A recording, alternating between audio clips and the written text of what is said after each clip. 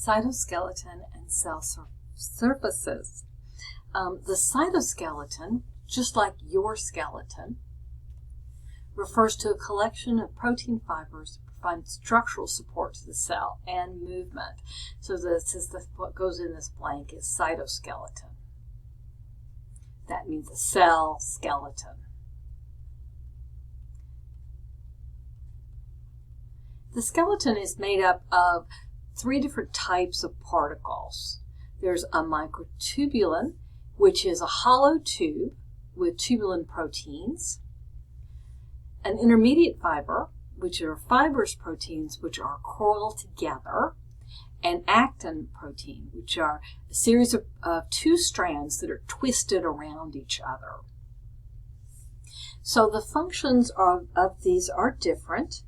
The microtubule guide movements within the cell.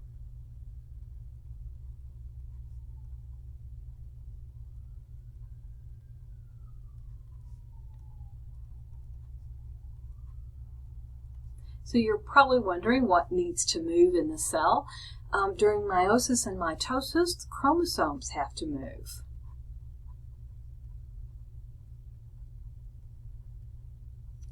And lysozymes and things like that the vesicles need to be moved from one area to another, maybe from the ER to the Golgi apparatus.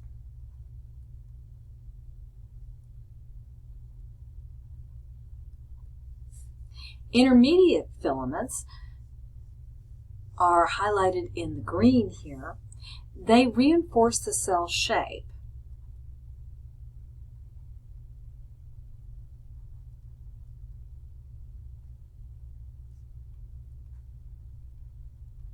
And they anchor the organelles. So things don't just float around.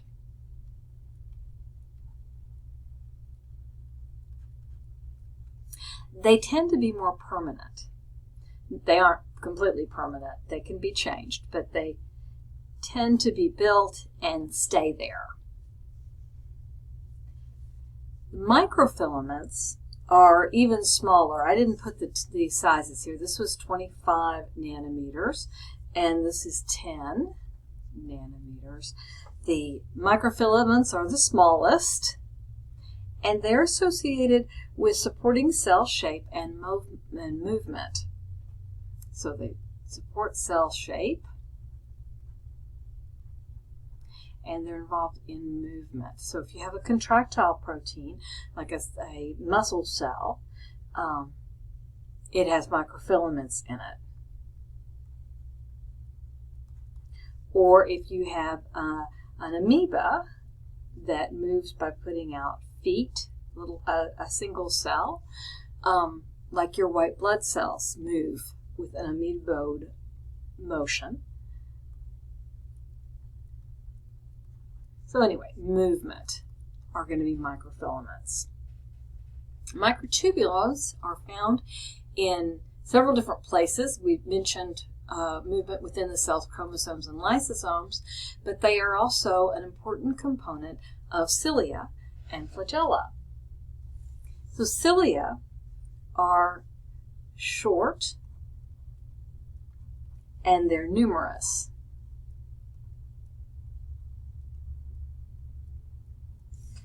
Flagella are long and few. And the cilia move in a coordinated fashion, like rowers on a rowing team. So they have a coordinated movement.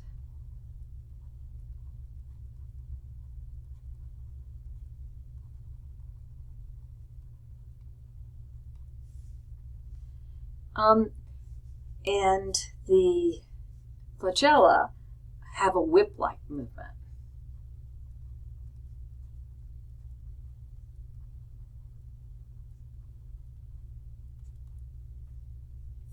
The cilia are found in the cells lining the trachea.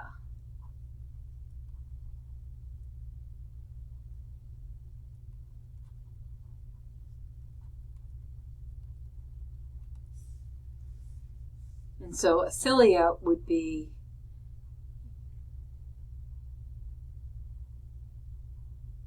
and they would move in a coordinated motion to move mucus up your trachea.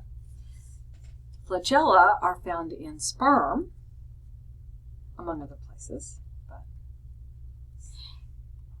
And so there's our sperm, and our sperm has a long tail, and that tail whips through the liquid, and it helps it to swim. They have the same common structure. No, I do not. I'll draw it. They have a common structure.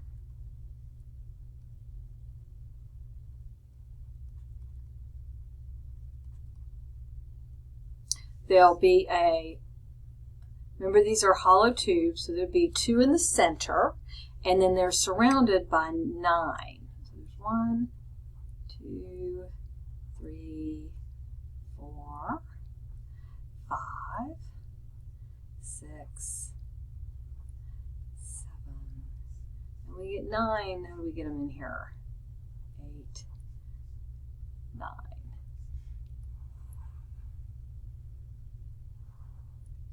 Really bad picture. And they have a common mechanism for their movement.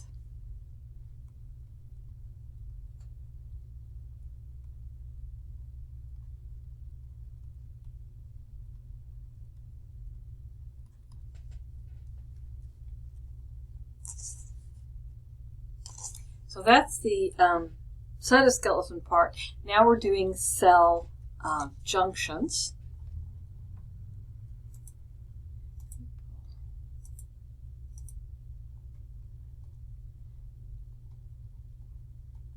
So in animal cells, we have tight junctions. Tight junctions can prevent the leakage. I'm going to copy and paste. Prevent leakage of fluid across layers of cells. And for example, they're found in the cells lining the intestines, because you certainly would not want all the intestinal juices to be loose in your body. You want to keep all the contents of the intestines in the intestines. And you'll see tight junctions demonstrated here. Anchoring junctions fasten cells together into strong sheets. Well, let's post it down here.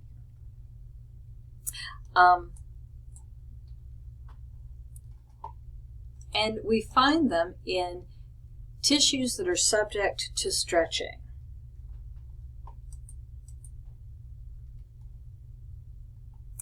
And we see an example of them right here.